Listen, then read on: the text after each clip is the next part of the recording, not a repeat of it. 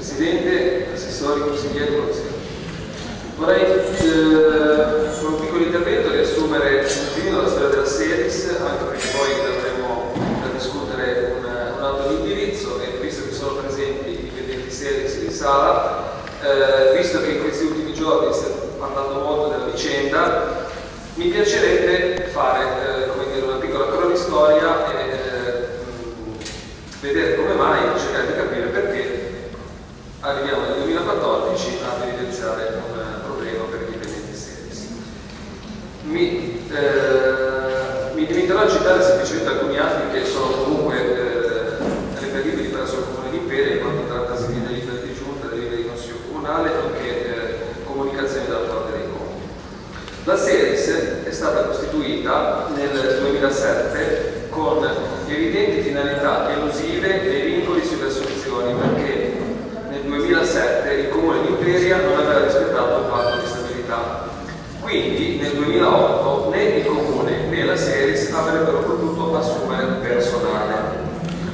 La Corte dei Conti, dopo aver chiesto chiarimenti al Comune di Imperia, aveva concluso un procedimento affermando il mancato rispetto del divieto di assunzione, intimando al sindaco e al Consiglio Comunale del tempo ad adottare le necessarie misure correttive, cosa che non è mai avvenuta. Quindi sostanzialmente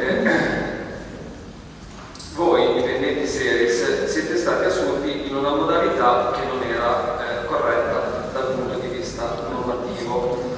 Perché? Perché tramite una delibera di giunta si sosteneva in maniera illegittima che i dipendenti del comune assunti con gara potessero transitare senza gara dentro un soggetto privato, e questa è una cosa che non era possibile fare, ma è stata fatta. Poi in questi giorni abbiamo molto dibattuto su questo tema. L'intento dell'amministrazione, come è stato ampiamente abbondantemente spiegato in tantissime riunioni che abbiamo avuto, era quello di trovare una soluzione al problema, e cioè per trovare un sistema per tutelare voi lavoratori, ma non voi lavoratori in quanto numero di lavoratori, ma voi proprio persone, voi che siete qui. E il discorso di affidare all'esterno la riflessione scolastica tramite gara, con una gara studiata in modo tale da tutelare i vostri posti di lavoro, era stato fatto per questo motivo. Poi in questi ultimi 2 giorni ci sono state altre osservazioni, ci sono state riunioni, ci si è visti, chi più chi meno ha fatto la propria proposta. Adesso non entro nel merito se sia tecnicamente, giuridicamente valido o meno. Questa amministrazione non è un muro di gomma. Noi a voi ci avevamo già pensato. Ci avevamo pensato venerdì scorso, quando nessuno ancora aveva sollevato il problema, inserendo nell'oggetto sociale della multi-utility anche la voce refezione scolastica, perché noi, normalmente abituati a pensare al futuro, avevamo pensato che questo potesse essere uno strumento utile nel caso in cui fossero sopravvenute esigenze normative. Dopodiché ci sono state altre novità normative che mettono un po' in dubbio il discorso relativo all'affidamento in concessione, sempre riferito alla tutela dei vostri posti di lavoro.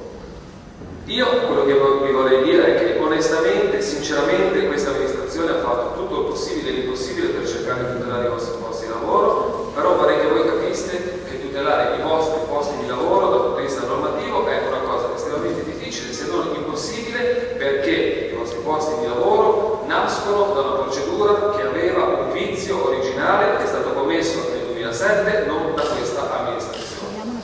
Detto ciò, l'amministrazione ritira la pratica sulla privatizzazione della refezione scolastica.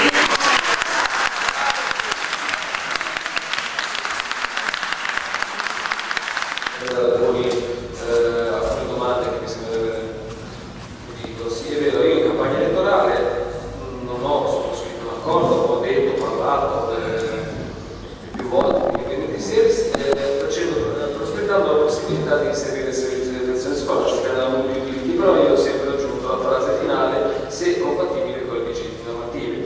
Quindi, siccome fino a alcuni giorni fa questo non era possibile, non credo di aver mancato a nessuna promessa. Poi, per quanto riguarda amministrare rischiando,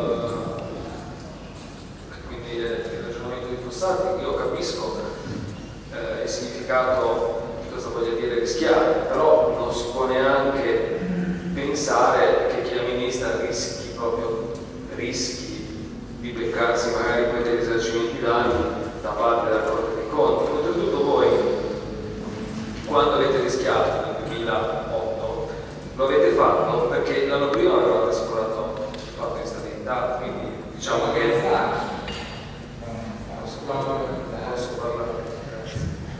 Quindi voi avete assunto un rischio a causa di un errore che veniva dall'anno precedente, ma io non volevo fare questa polemica, volevo semplicemente ricostruire la genesi della serie, perché vorrei anche ribadire ancora una volta il discorso che noi faremo, ripeto, impossibile per tutelare i posti di lavoro vostri, di voi che siete qui questa sera, però io vorrei ripetere, prima lo ripeto e vorrei anche a fuori di essere stancante, che non è così detto che perseguendo la strada del servizio pubblico si possa mantenere il posto di lavoro. I posti di lavoro in generale probabilmente, anzi sicuramente sì, i vostri posti oggi non si sa. Noi ci impegneremo a farlo, faremo il possibile, ma non possiamo garantirlo questa sera.